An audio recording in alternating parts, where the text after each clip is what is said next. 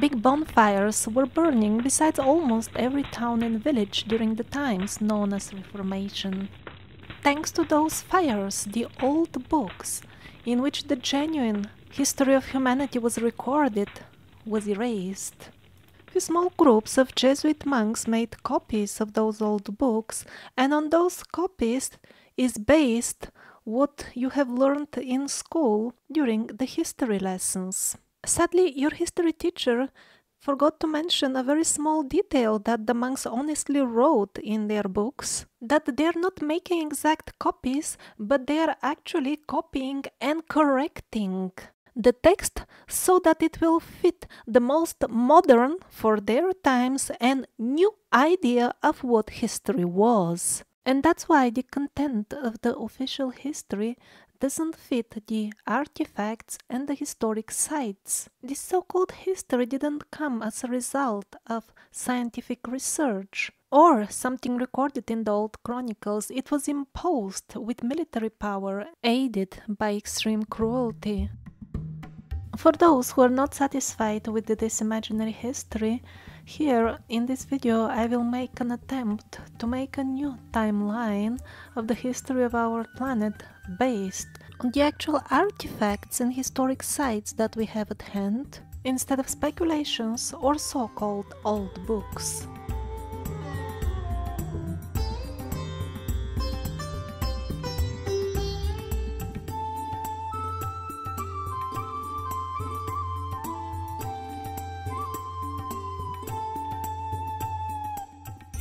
Contrary to common spread beliefs, sophistication, technology, and everything else that we tend to label as advanced or civilized is nothing that evolved recently within the last couple of thousand years, but it was probably always there on Earth, coming and going away at different locations at different times, like the waves of the ocean.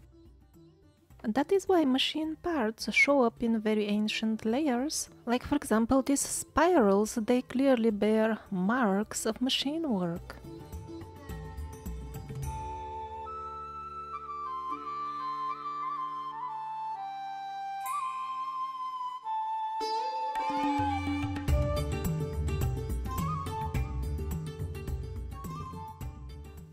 Or for example, this imprint of what nowadays we would call an airplane wheel was found almost a kilometer deep below the Earth's surface in coal layers, which according to the official mainstream geology should be some 300 million years old.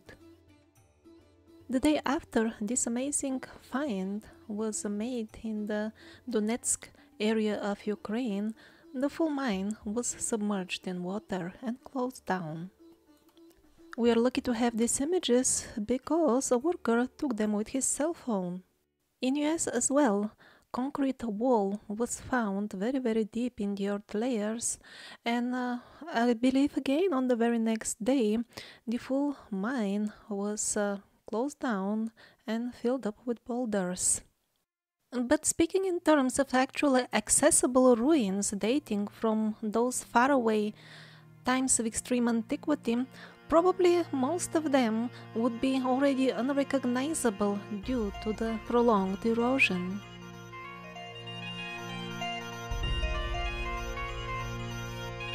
Like for example these stones from Sweden, it is hard to say, are they ruins of something or a natural formation? The oldest surviving ruins we have are those of rock-cut underground dwellings that are found all over the southern parts of Asia and Europe, and to some extent both Americas.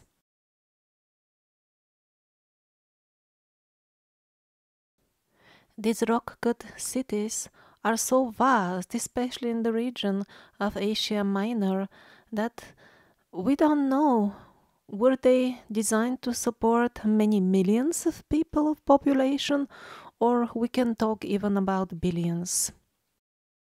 In many regions of nowadays Turkey, there is a similar ruin almost next to every town and village.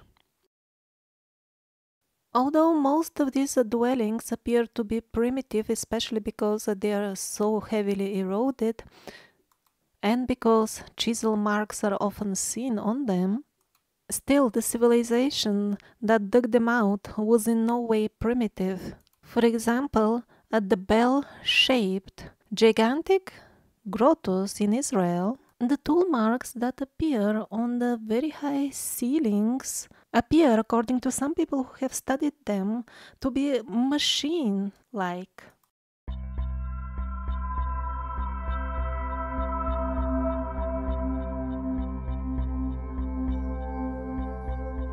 And then in Spain I noticed these curious, maybe tool marks on the floor. Possibly some tool was used to scoop out the stone, because very similar marks are found also in Peru. This is from Peru, this is from Egypt, and then very similar in Russia.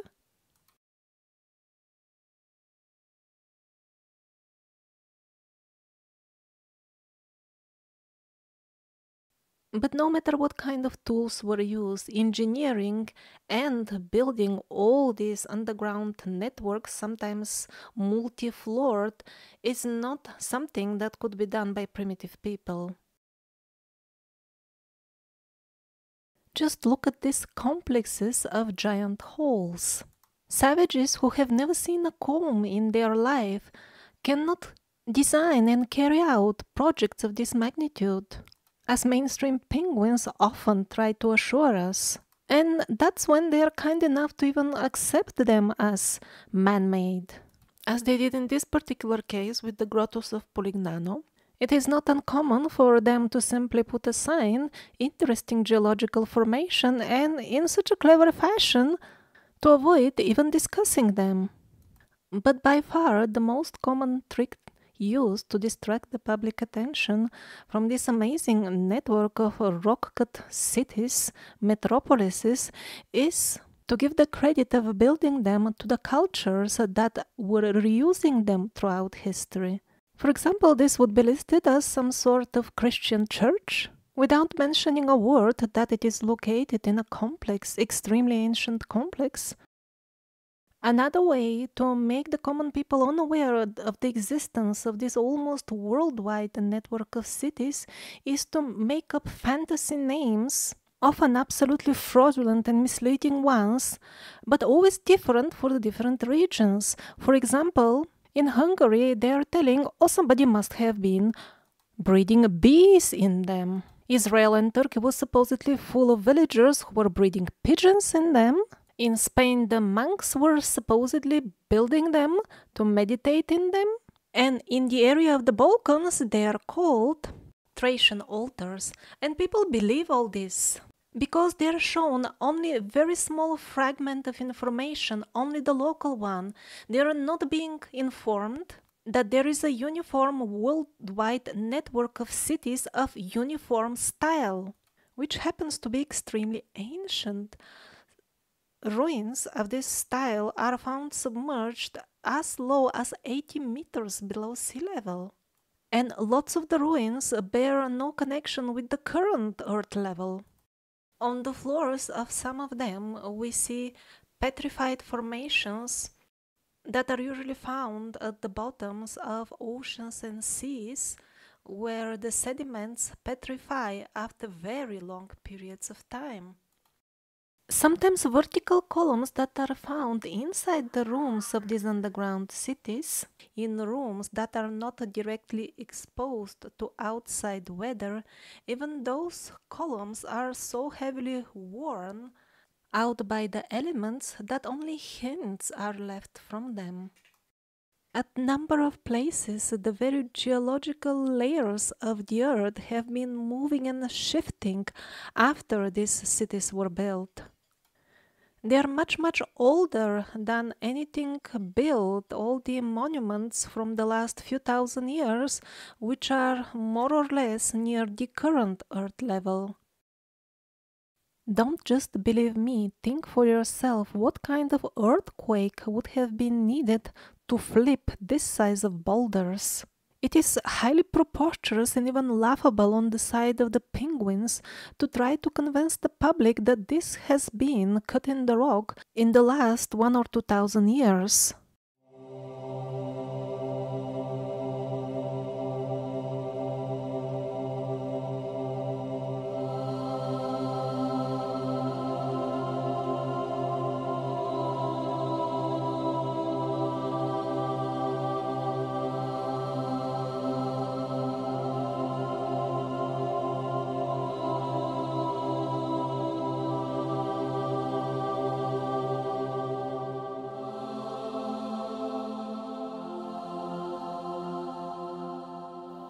And then in certain areas of Turkey, in the vicinity of the rock-cut very ancient cities, there are extremely ancient vehicle tracks.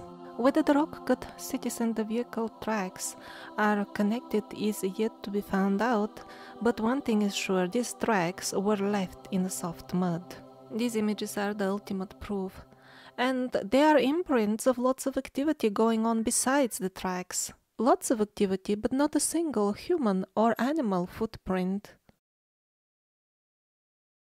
So it is time to admit that basically we have very little, even general clue what was going on our planet in deep antiquity.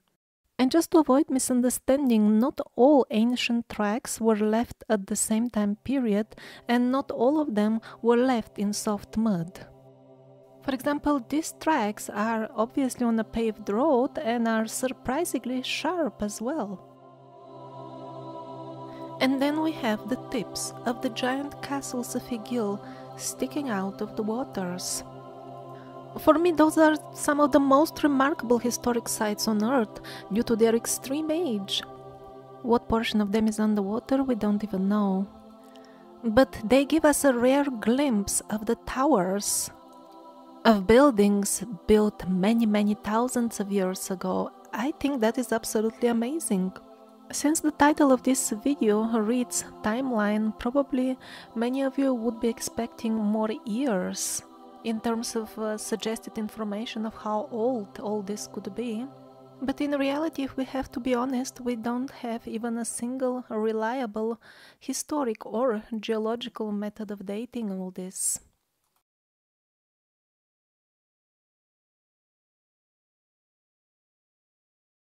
And then at the site of Iliros, Greece, we have a similar cone-shaped maybe roof again sticking out. Inside it's got a chamber.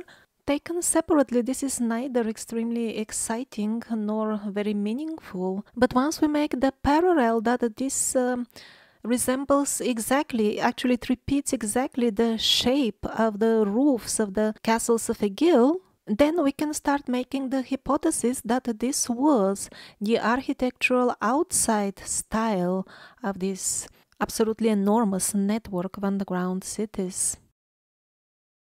Another site that may give us a valuable clue as of the looks, the external architectural looks of these complexes is Yalantash. It is hard to say though if the animal figures belong to the original, very first rock-cut cities here, or they were a result of the subsequent renovations and remodeling attempts. Yes, the situation with the rock-cut cities is extremely complicated. For example, those in Turkey, they were initially built by people of our size and later on used by dwarves and who knows whom exactly. And in Crimea, we have even a more interesting situation. Over there, we have completely distinct two generations of underground city building with vast gap in between them in terms of time. I don't know what that vast gap would be in reality, but if we trust the mainstream geological dating, that gap could be even number of millions of years. Well, I don't trust it, but sometimes I quote it just to give a general relative idea. And speaking of the really oldest historical remains, in this very same area, maybe we have samples of the oldest pieces of art. I dare to suggest such a hypothesis because near a villa in Spain, again in the vicinity of an area very rich in ruins of ancient rock-cut cities, we have the bulls of a villa. So in both cases, the statues are in proximity with rock-cut complexes.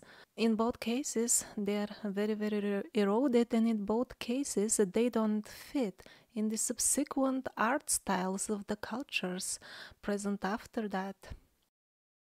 At this point, you might wonder, what about those small statues that they were showing us in school, telling us that they are the oldest form of art found on Earth? Their age also looks very impressive, more than 30,000 years. First of all, we don't have that much reliable dating method to be sure that they are dated properly. And second, if we assume that these dates are correct, then this would be simply the oldest examples of simple or primitive tribal art, which is a nice style. I mean, people make such things even nowadays. That's nothing new. But what is unfortunate is that when sophisticated and very old pieces of art are found, they cannot be examined and categorized properly by the penguins, because the penguins also have some sort of penguin knowledge and experience, simply because they will not fit in the fairy tales that they are preaching, and that is the best case scenario. Probably the most interesting pieces of art simply disappear before people even get to know about them. It is normal to have very old artifacts with simple tribal art. Even now tribes exist in the remote regions, in the jungles. The problem is that when you tell only half of the story, eventually it turns into a lie because it hides the existence of other, more advanced segments of society on our planet. The proof is not only their ancient depictions, like this one from the Marquesa Islands, but also the fact that we regularly find buildings, structures, and artifacts that have required advanced technology to make. In many cases, even technology that surpasses our current level of so-called advancement. Here we have a depiction of green race from Siberia. And it's not just the high-tech artifacts, also the maps, the old maps made with digital accuracy depicting the continents as they were found a very long time ago. For example, Antarctica without ice sheet. If the human race wants to know its true origin, first of all, it should stop considering the legends, fantasies of simple people. The legends are our history. They are confirmed by the artifacts, and also they are found in very similar versions on different continents, which is yet another confirmation that they are not made up, they are not fantasy, they are just common man's record of our past. Try to calculate yourself what would be the mathematical chance of simple folks living separately, not connected to each other, in America, in Egypt, in Asia, in Europe, all of them to have the same dream, same fantasy, that some sort of strange beings land from the stars or come out from the ocean and they're half human, half amphibian or something like that, and then to have the exact same fantasy that they mate with them, and even the end of their fantasy is always the same. The offsprings, the result of such unions, they always become the rulers of their kingdoms. And on the top of that, the simple man who had absolutely the same fantasy, although they were separated by oceans, which they supposedly could not cross, and then they decided to make this fantasy their historic record, respected by their tribe. Well, I think the chances are somewhere around zero. There are just too many similarities to call all this coincidence. The legends are confirmed by the artifacts. We find skulls that are not human. For example, this elongated skull from Bolivia, it has a completely different design. It's not just what they call human deformation. It's an entirely different thing. Also, recent DNA tests of elongated skulls, this time from Paracas in Peru, they have shown non-human origin. So before even discussing any particular historic events, one should first get right at the basics. That the human race has been interacting with beings from other spheres all the time, and that has influenced our historic development profoundly. Or to be more precise, they have simply shaped our history.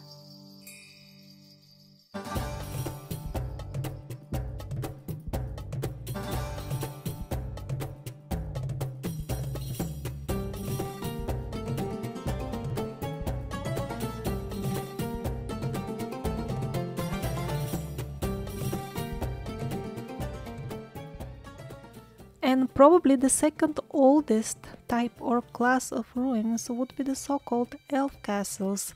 They are also primarily rock-cut and heavily eroded like the underground cities, but they are connected to the current earth level.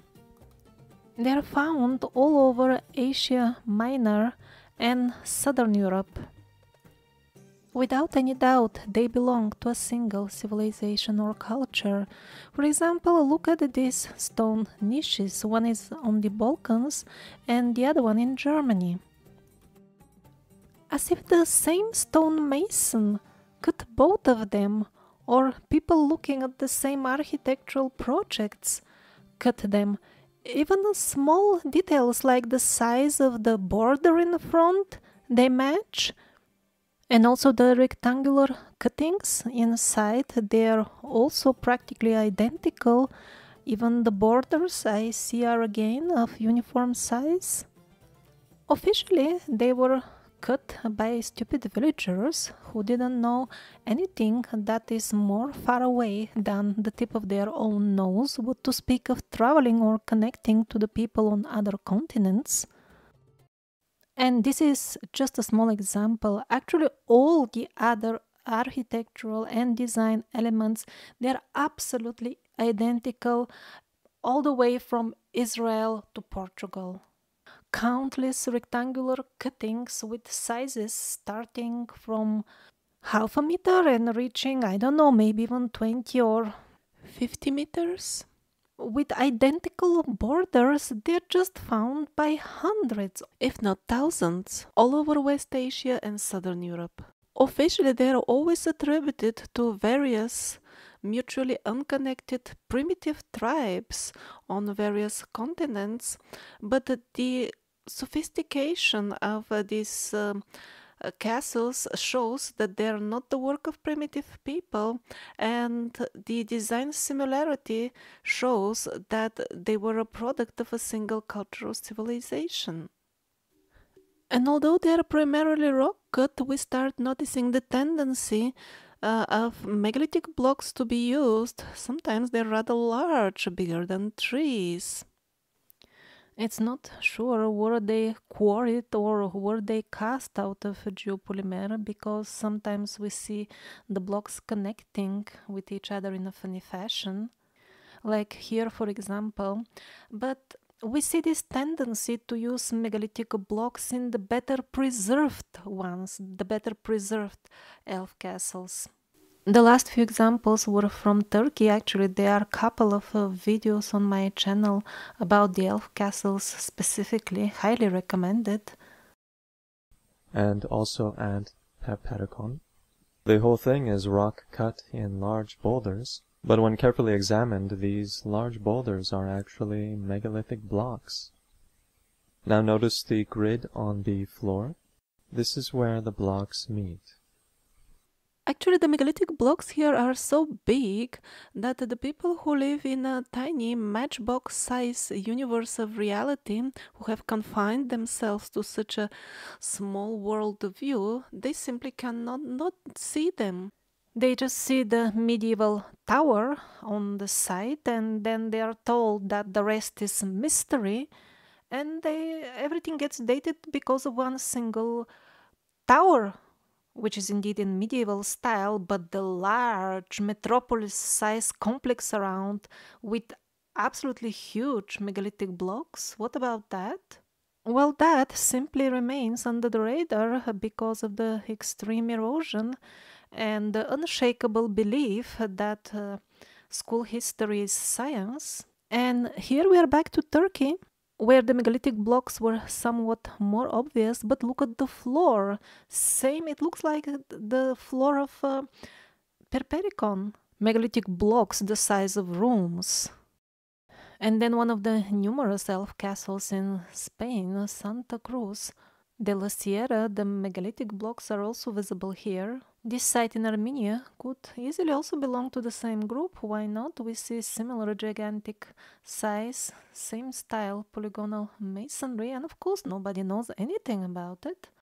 Despite the stage of this deterioration of the elf castles, still we can say for sure they were not built by primitive people, even only based on the very size of the enormous megalithic blocks. That itself is enough. I don't know, can we even duplicate this?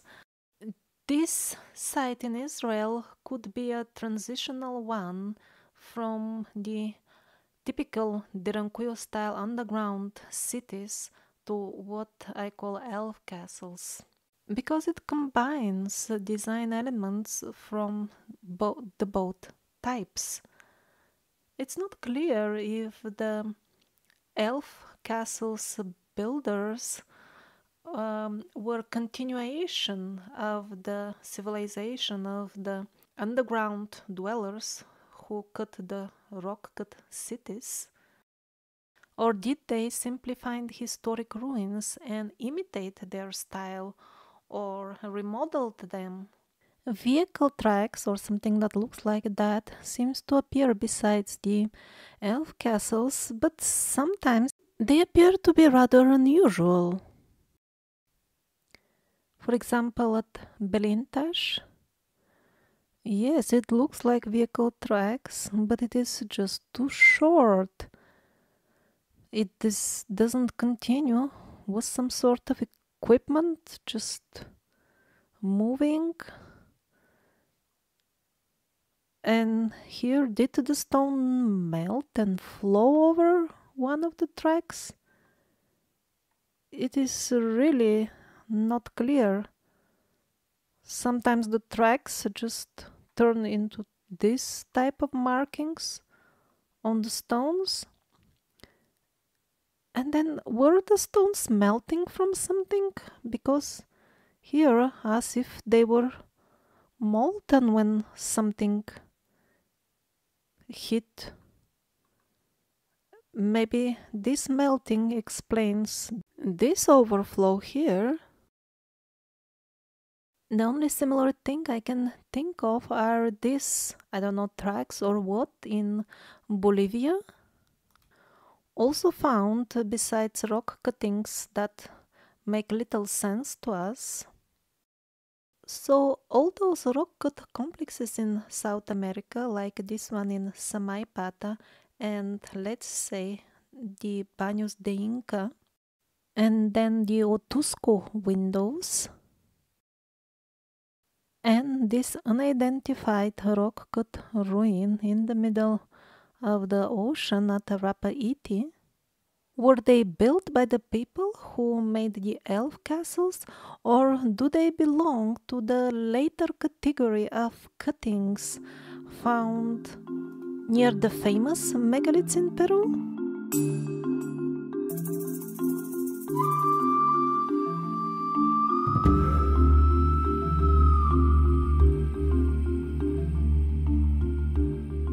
And it's not just the fact that huge megalithic blocks are found at the sites of the elf castles. There is yet another clue proving that they were built by advanced society, and that's the very fact that some of them are actually very large metropolises.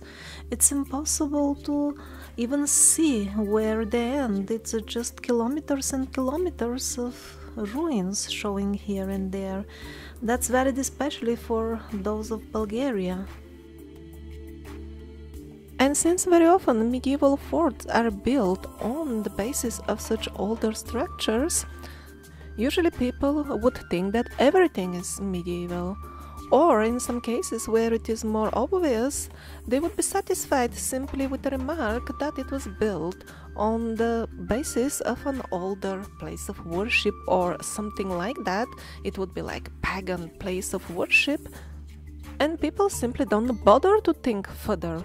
Like, for example, wait a minute, from what we are told about these so-called pagans, they shouldn't have been able to build such gigantic megaliths. They were simple folks, right? For example, a relatively insignificant fort in Austria. It is built on the top of older rock-cut ruins. They spread even outside the fortress compound, and they are obviously not cut for the purpose of the fort, because, for example, this is the outside of the defense walls.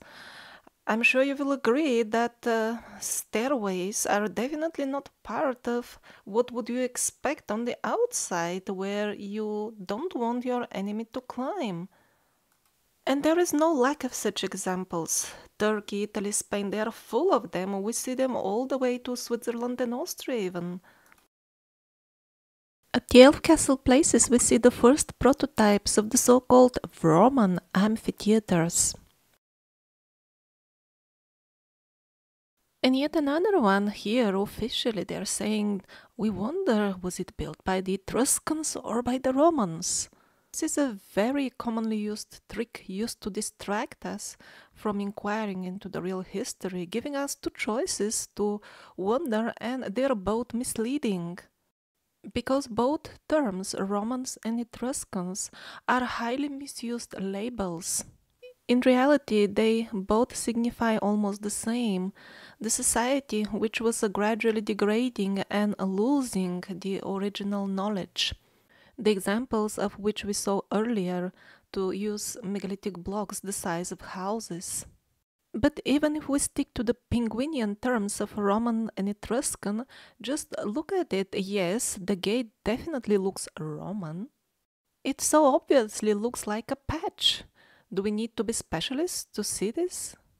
Fluted columns on the very ancient rock-cut ruins? Probably everything was there, nothing was invented by the so-called ancient Greeks or ancient Romans. The columns are labeled as Etruscan, and so the problem of explaining them is easily solved. But here I want to show you an Etruscan, what would be officially rock-cut tomb. This time it is in Turkey. And of course the credit to it is given to some primitive Turkish tribe that surely could not have afforded to go on package holiday to Etruria and over there borrow a sketch for their tomb. Otherwise, how come both have absolutely the same design, even the border matches? And it's not just one pair, there are hundreds if not thousands of such design all over the Asia Minor and Southern Europe. And that is why in the modern schools, history is taught always fragmented, just bit by bit, separately for every region, so that students are not shown images of the same sites occurring all over the world and on different continents. Otherwise they will figure out, look, it was all made by the same people. And I want to share just a small example of how such misleading labeling can be destructive to our understanding about history.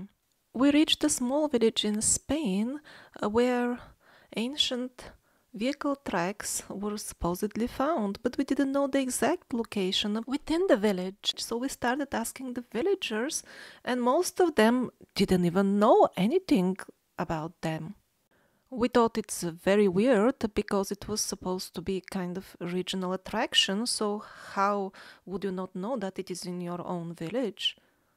Ironically, at one point I was standing practically, 50 meters away from them, still I didn't know where they are, and I was asking somebody and he didn't know. And then he figured it out all of a sudden. He said, "Are you talking about the Roman car trucks?" And then we found them. This illustrates how much people get carried away by these official labels of the historic sites to the point that they don't even pay attention what is in front of their eyes. What we had at hand were very old ancient vehicle tracks. There was no ruin or any other hint around us to which culture would they belong to. And it always ultimately boils down to the same thing: faith, blind faith in what the history teacher told you. And blind faith means fanatic religion, it doesn't mean science. And the same with Atlantis. People are so brainwashed by the TV that this is some sort of legendary island, legendary meaning fantasy, non-existent, to the point that they don't want even to make themselves aware that there are lots of ruins staying there unexplored in the region of the Atlantic Ocean. And always, of course, there is some reason, supposedly trivial, as a rule, not to explore them. When any piece of ceramic with old looks is found in Europe and it can be labeled as a Roman, then thousands are spent on brushing it in the museums and keeping it tidy for the tourists when they come to visit. But when much more interesting ruins are found, Roman-looking ruins are found in America, always some local trivial reason will appear for stopping their study. Large system of ports lay submerged on the bottoms of the oceans around and in America, but very few people ask themselves why the History Mystery Bamboozle channel doesn't want to inform people about these amazing, in some cases, megalithic constructions on a very large scale. According to estimates, ports of this size and that many would be quite challenging to build even nowadays. Yet people believe that this type of folks built them.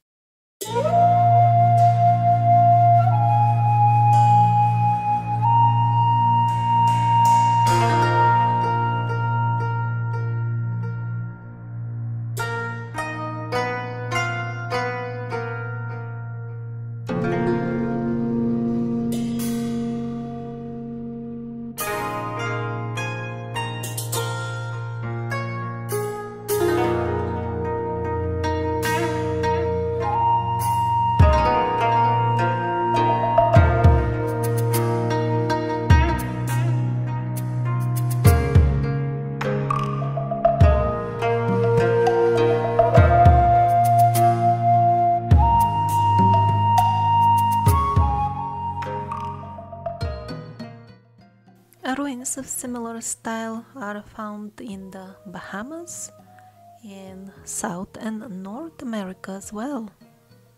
This is in Ecuador, although they are not submerged, the style is similar.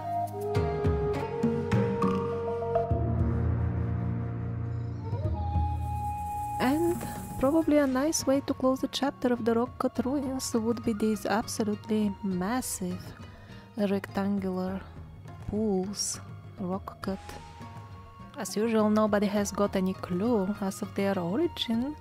Has somebody tried to study the local legends in relation to them?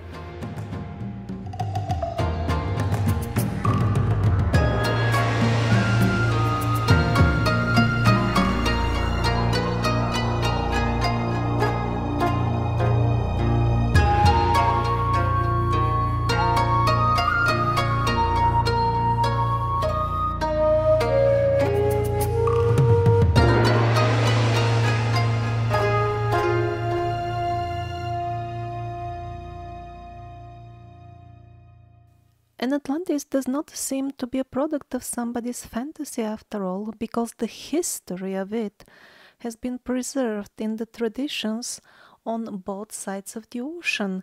It is in the codexes of the native nations in America. They even call it Aztlan. Even the name corresponds to the same island and same story that has been preserved in Europe. So in the Native American codexes, we have a record of people escaping a great flood and running to the mainland from Aslan.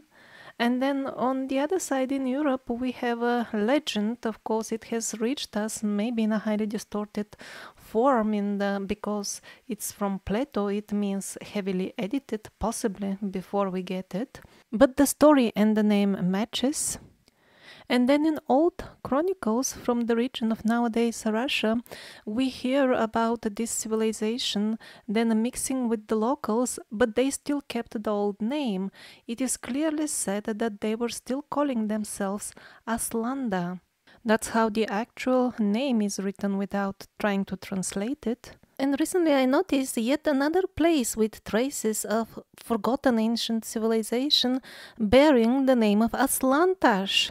Tash is just an affix, like Belintash and many other Tashes, so when we remove it, it remains only Aslan. This is so close to Aslanda.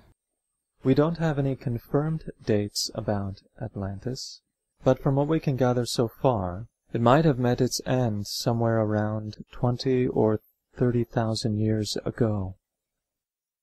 There are no dates whatsoever for the rock-cut niches, platforms, terraces found all over from Japan to South America.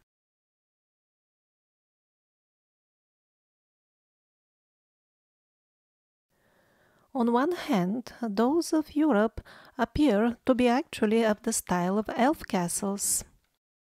And yet in South America there appear to be a class, a type of their own, found along the megaliths there.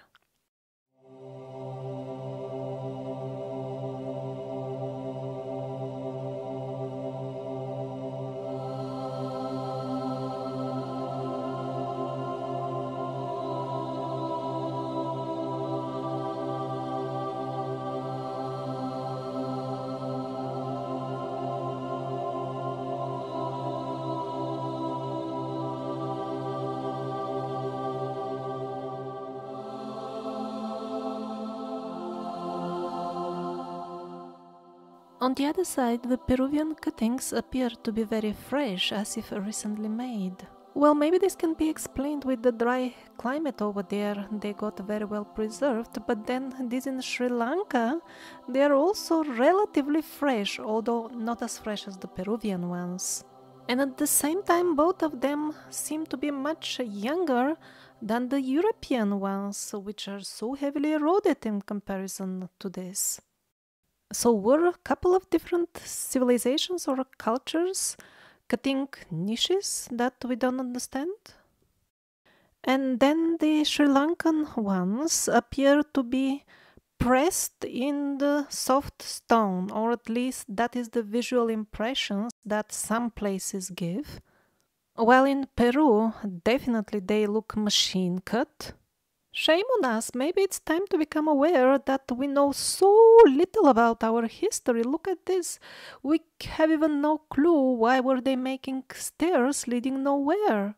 And it's not just this set of stairs, there are thousands of such terraces and unknown things in Peru. In Peru their amount is just overwhelming. And if in Sri Lanka softening of the stone was used to make them, then in Peru at places something like this could have been used to destroy them, because at the Sacsayhuaman site, where anyway we have some evidence that probably some sort of bomb fell in ancient times, well, over there some of the niches appear to be destroyed by melting. And it is very important that we see such cutting marks on solid bedrock, not just megalithic blocks. Because many of the so-called advanced ancient tool marks found on megalithic blocks could be actually made by simple tools when the mixture of the geopolymer was still soft, like these marks from Sacsayhuaman. But when we have tool marks with digital accuracy on large chunks, hills made of solid basalt or very hard variety of stone, then that is even more solid evidence of an advanced ancient civilization. It is also very interesting that whatever cut these niches, it was also polishing at the same time as it was cutting or scooping the rock. We don't know what exactly was it doing. We don't have such a technology nowadays. If we want to replicate this, first of all, we have to build a power plant next to it, because the machines that are needed for cutting and then polishing eat really a lot.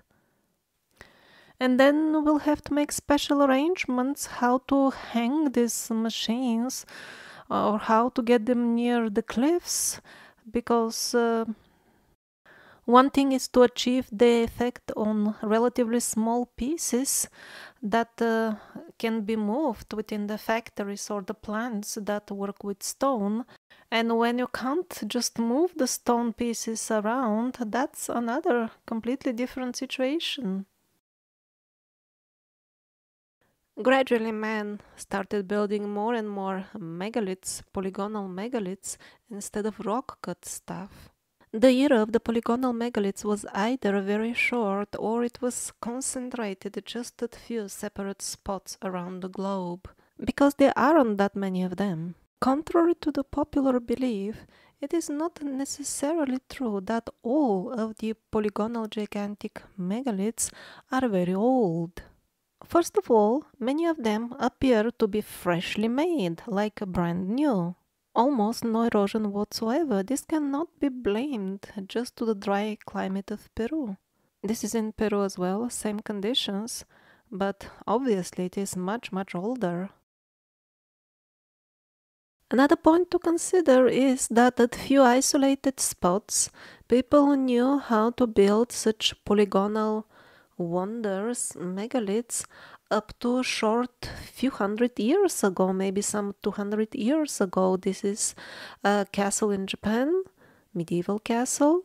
In the Survivor series, you can see shown in detail similar examples from Russia and France as well. But I don't mean that all of them are recent. Here in Pumapunku, we see some very old stones sticking out of the modern renovation. All the older parts of Baalbek visibly seriously eroded. The builders of the enigmatic, polished, ancient big megaliths did not mysteriously disappear and evaporate as the earth prepared to descend into the dark ages of ignorance and wars that we are currently living through. As people were losing their knowledge, gradually the big megalithic blocks could not be handled anymore by them, and they started making something like big bricks.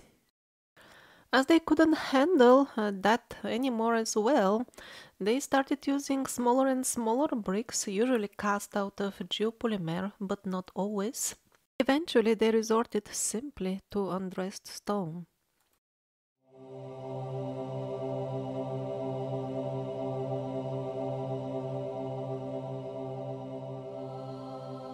The historic Khmer buildings in nowadays Myanmar, also called Cambodia, are probably the best preserved example of this gradual degradation.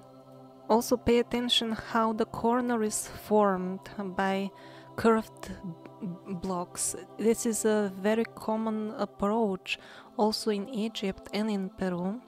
They appear to have been cut after they have been placed, or they were molded together, something like that. So gradually that turns into smaller and smaller brick-like blocks. Please have a careful look. These are not yet our standard bricks. This is pure polygonal masonry yet, although the blocks are already almost brick size. Here we are still somewhere in between megaliths and bricks.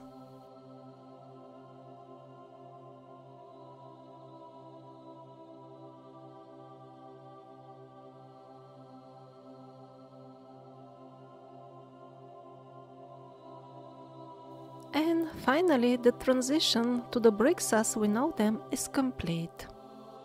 And the legends, our true history, give a detailed account of how and why all this degradation happened. We see megalithic masterpieces scattered over different continents, and yet they look like as if they came from the hand of the same builder. Yes, it could have been the same builder who built Ollantaytambo and Alacıuyuk in Turkey, because this culture didn't have problem with intercontinental transport. They were advanced. Probably they were those who survived the destruction of Atlantis and continued whatever they could save from the old knowledge. Even as far as Australia, we see their signature. The extremely difficult polygonal stonework. The man who dismantled this wall from the Gympie Pyramid to relocate it could not even put it back together. The original stones fitted together with such precision that once taken apart, they could not be put together so well again, and they had to cut them a bit on the sides to put it together back again. But let's get back to the original builders. They were hunted down, they were at war with the enemies of mankind, and they were losing. They were losing the war badly, and also sudden climatic changes were upon the earth. Extreme climate appeared, probably then the poles froze, and they had to seek other places to live at. And then they started mixing with the uncivilized tribes that were inhabiting most of the earth. The tribes did accept them as their teachers and sometimes even gods. And it is these teachers that gave us everything that we call civilization. Have you noticed that always when we have these perfect, polished, precisely fitting, very big megaliths, usually we don't have carvings on them. All these designs and figures, they always come at the later stages when more recent cultures add them. This is Baalbek, before it was Peru, and here in Egypt. Not sure if the art was never there or it was destroyed, but we may have some curious, very old pieces of art in Turkey. It is a very peculiar and old style, and if it wasn't from the time of those teachers or gods, then they could be the earliest preserved examples of the art of the times when the teachers were starting to mix with the uncivilized tribes. Now, these ones are from Hattusha, but they belong to the older layers with the real polygonal masonry, not the Hittite Hattusha that you might have heard of. And a few more from Alacıuyuk. We don't have many pieces preserved in this style, although it is very interesting and peculiar. And then we have in Mykenæ. They must have really respected it. Was it there or did they bring it from somewhere? They have put it as an emblem and built their whatever palace around it.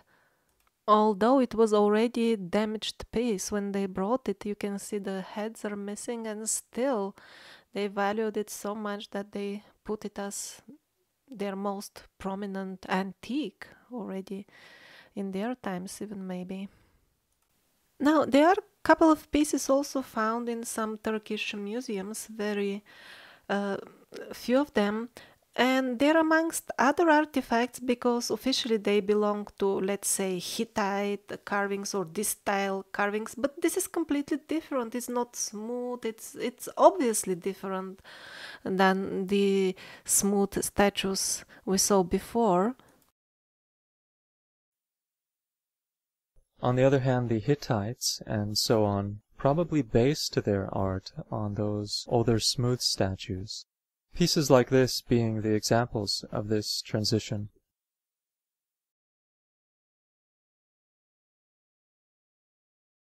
The builders of the sophisticated polygonal megaliths also made lots of actually quite high-tech looking underground shafts, many of them megalithic. They're found in greatest concentration in Egypt. Almost every pyramid has an underground portion. And then the very few people who have seen the underground shafts in America describe them in the same manner. And they are definitely there in Teotihuacan, under Pumapunku, a large network below Cusco. Their existence is not denied, they're simply locked. We have one in Australia and a couple of them in Russia. And also in a couple of countries around Egypt, I believe Ethiopia and a supposedly Berber site in Sahara. And it seems that at all the places where we find advanced polygonal stonework, we also find elongated skulls. Some of them got studied and they don't appear to be fully human as well. And even when they look fully human, often they seem to be foreign to the area where they were found. For example, in South America, they would be red-haired. In Europe, it seems, according to legends, officially only legends, they would belong to foreigners who would somehow come and occupy always the governing positions. They would become kings, rulers, this type of people.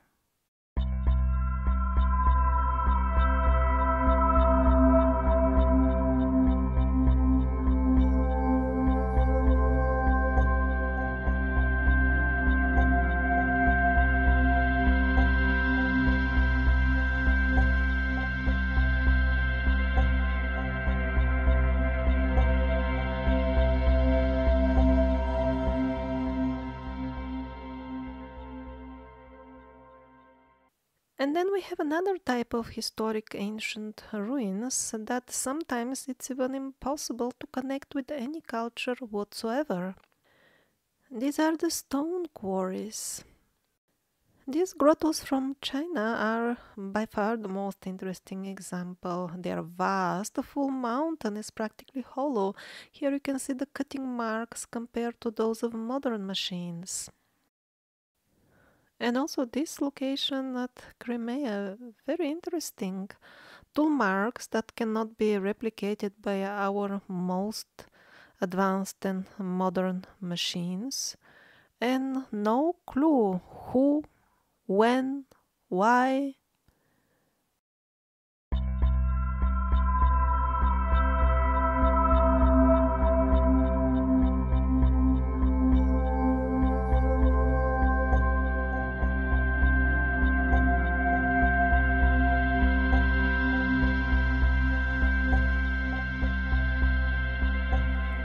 And then we have a group of other quarries that could be connected to certain cultures, maybe, but they have their own sets of unanswered questions.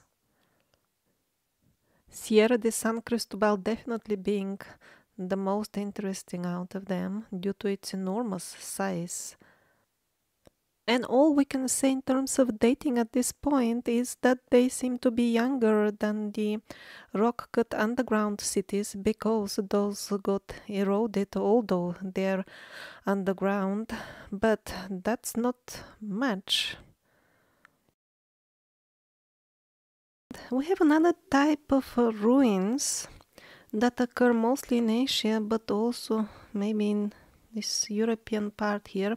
Actually, there are a couple of dozens in this region. Officially, they belong to the Bronze Age era, but in reality, they're too high-tech for the way Bronze Age has been described to us.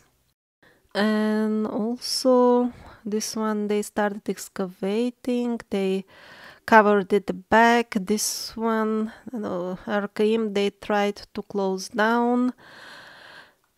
This one, they submerged in a dam. And they seem to be connected with smelting metal. So most probably all this desire to avoid studying them could be connected with avoiding making it known to people that it was those gods and teachers Who taught the science of metallurgy to the simple tribal man?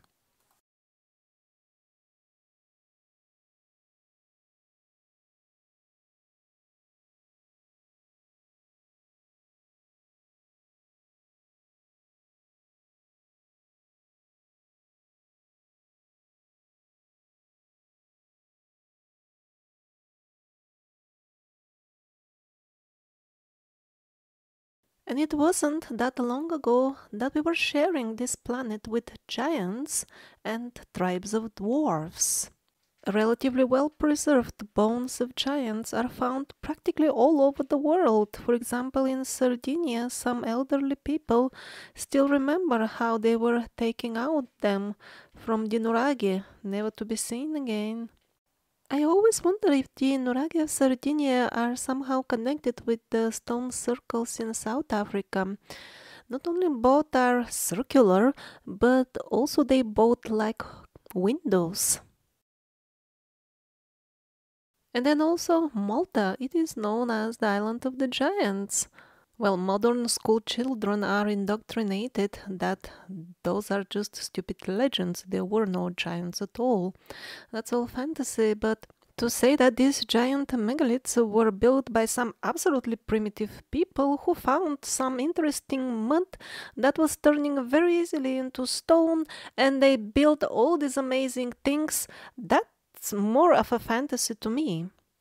If even uneducated people could make such durable and actually stylish, environmentally friendly buildings just putting mud together, then why are we killing Mother Earth, polluting it with our enormous cement industry, which is very poisonous, by the way, and still we can't make it to look that beautiful and so durable?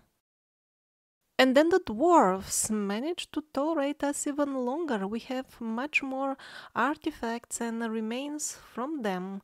And they're even still here now at some places underground. We have very tangible evidence from them in Central Asia, in Siberia. I put that in a special video. And then recently I visited Erdstelle. Sometimes they have rooms where we can fit, but they have such a tiny living quarters and tunnels that I don't know how people don't connect them with dwarfs. Although I did not meet any dwarfs personally during this visit, I think this hypothesis is really the best one, because it's not just the passages and the doors of this size. The one we visited had a tunnel some 50-60 centimeters high and even more narrow, which went on for many meters, and my friend, he started getting worried because he was always hoping we'll reach a wider place where he can turn back. He's 175 high and very slim, and he had difficulty crawling through it. These are some actual artifacts found in the dwarf abodes of Asia. And to get back to our visit to the Erdstelle, the question arises, if a slim and not very tall man cannot even walk through the tunnels, cannot go through them, then how he can hit with a hammer and make them? It was impossible to take photographs even with the camera that we were holding in our hands in this situation. Movements were that much restricted. So to assume that a human of our size could have been hitting a hammer in this situation is absolutely ridiculous. And then I tried to discuss this point with a historian, a very lovely lady local to the area, but it was just like a wall immediately. Oh yes, we know about them. This is a mystery. This cannot be solved. This nobody knows.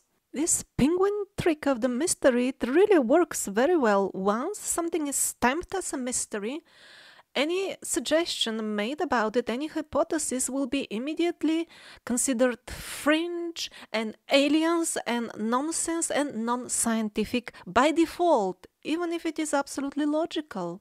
So the case with the dwarfs perfectly illustrates how, let alone the legends, even some stories that are printed in the children's fairy tales books are much closer to the real history than some of the nonsense taught in schools.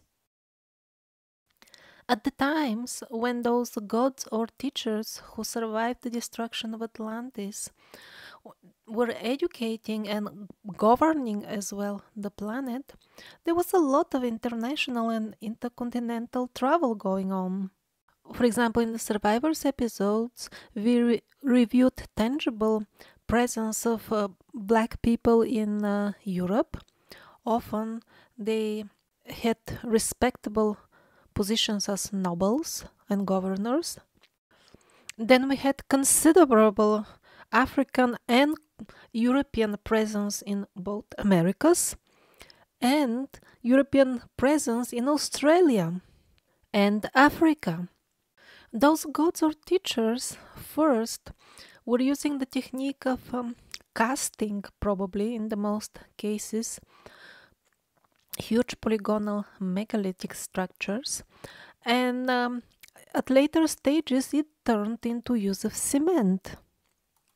This is a common sight at the old temples all over Southeast Asia, and that is a large chunk of the planet. Cement on the top of bricks. And then we have that very same cement used in Teotihuacan. It says extensive use, extensive. Few spots even survived the so-called restoration. That very same cement was used in Europe all the time, from Malta through the times we tend to call Roman, and then very few people actually pay attention that many of the medieval castles in Europe are cast out. But out of all historic figures, there is a single one most revered and most remembered. Jesus Christ. We don't even know how he looked like, or even when did he live. Although commonly believed that it was 2000 years ago, I personally find the Fomenko's version of 1000 years ago to be much more plausible. Well, that doesn't even matter, but it matters that we didn't manage to keep even a single original record of his actual teachings. But wars are like that, books are lost, the knowledge is forgotten. And this war seems to be going quite a few thousand years already. Entire cultures seem to be buried under sand, like for example Egypt. Villages and entire temple complexes are found under many meters of sand. Doesn't look like a natural process of formation of deserts when rivers drag and grind rocks into sand for millions of years?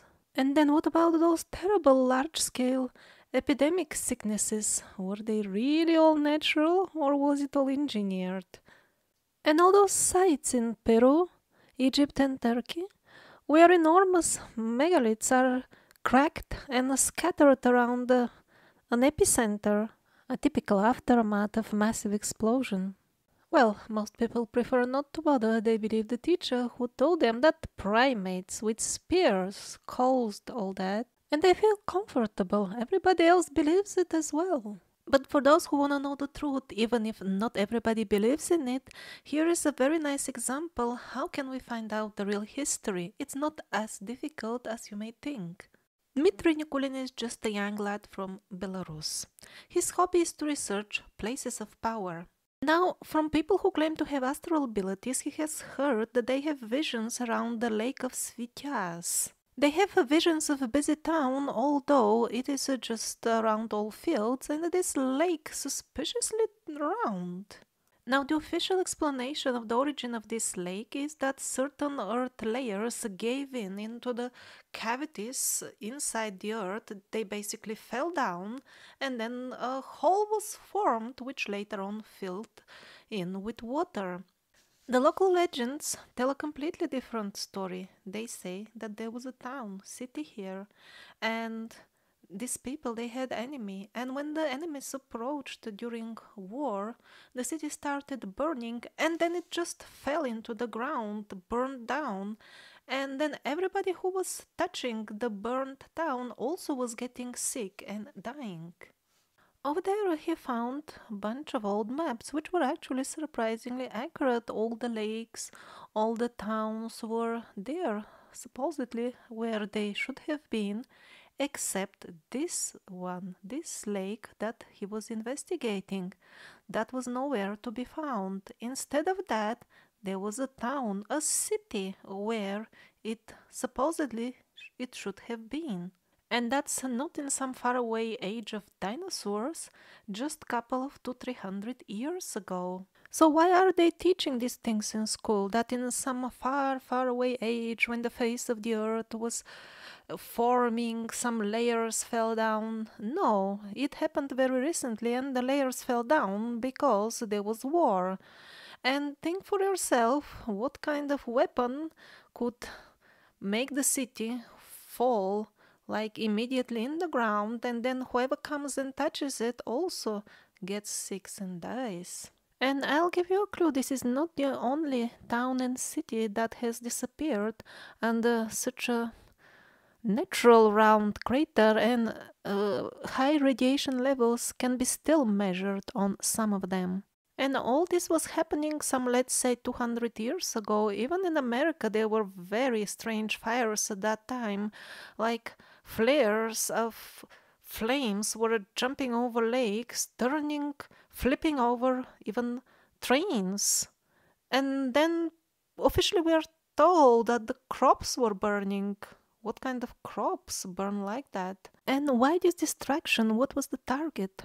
Actually, under the extremely misleading term of neoclassicism, lay in disguise the last remains of the old knowledge of those teachers or gods. It wasn't just a decoration style born of the sentiment of nostalgia for the old times. No, people still remembered somewhat the old times. That's why they knew how to build those amazing polygonal megaliths. In the Survivor series, I have provided detailed examples for that with the megaliths of St. Petersburg and the aqueducts of France.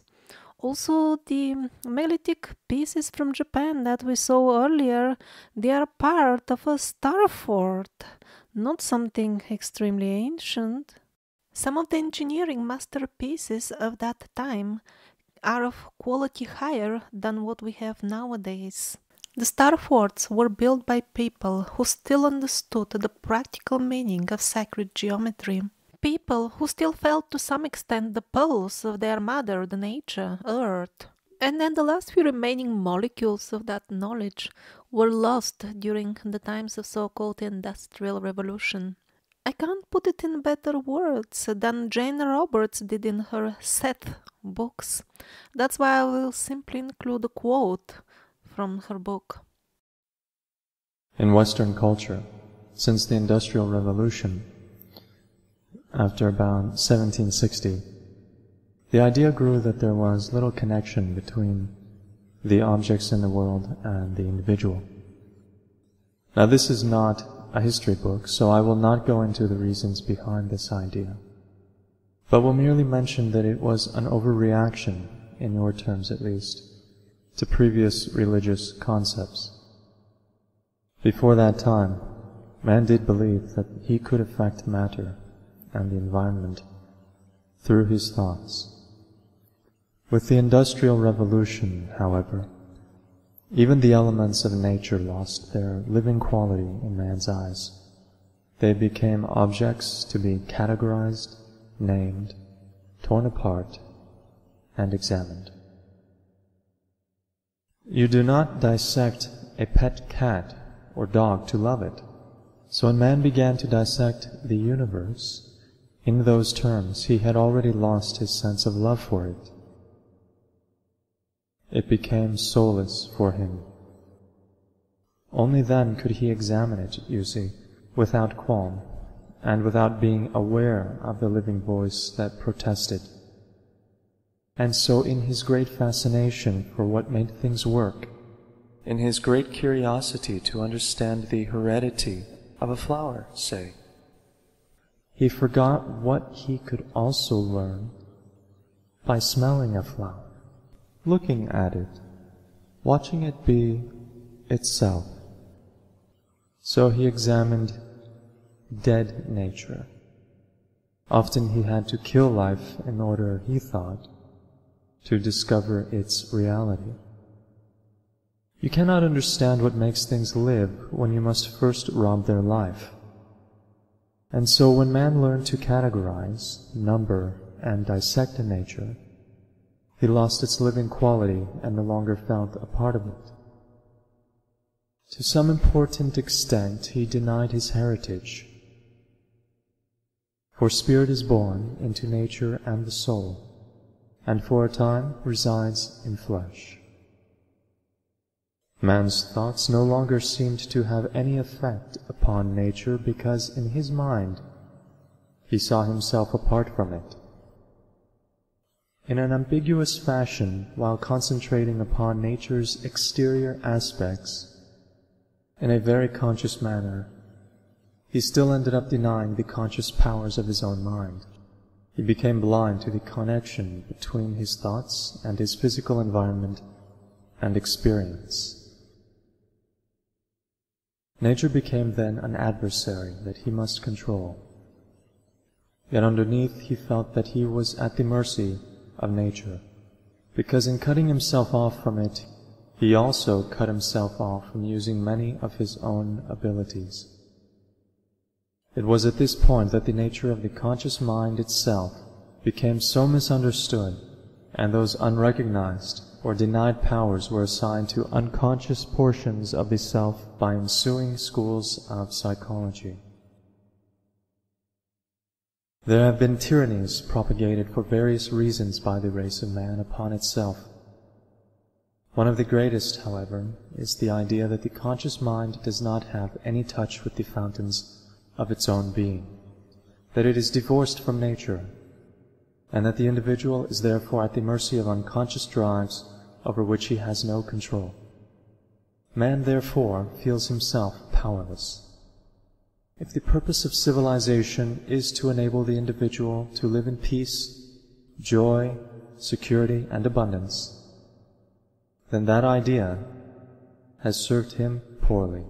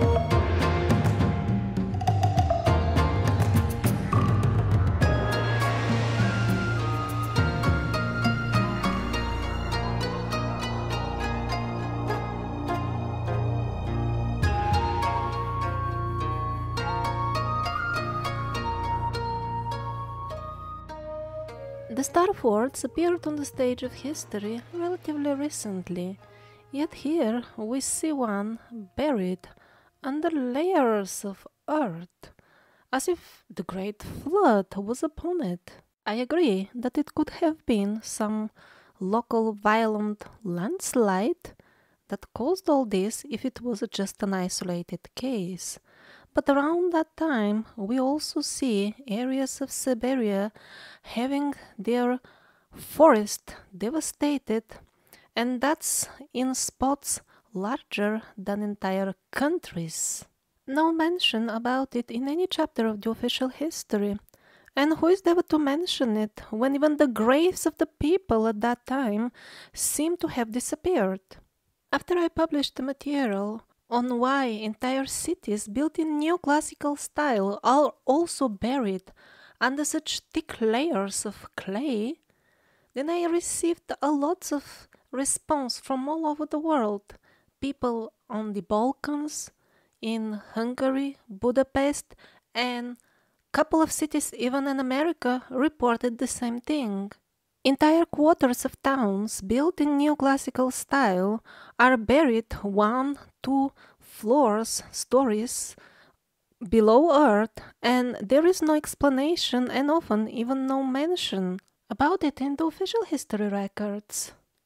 So if mankind is gullible enough to forget things that happened 200 years ago, do you really expect that the history of 1,000 or couple of thousand years ago will be correct?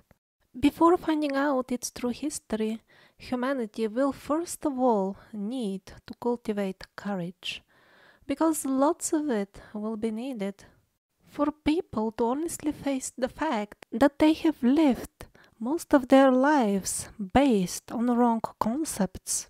It will be psychologically very painful for many, because once we start delving into the question of who and why tempered without history, what was the force that through the ages, from the Reformation till nowadays, manages to keep the secrets of the true history with such a persistence? Why is that so important? Many will simply give up the inquiries into this matter when they start touching the area that it's not just the history. Our full current reality is a fake one, imposed upon humanity in the form of a fake belief system.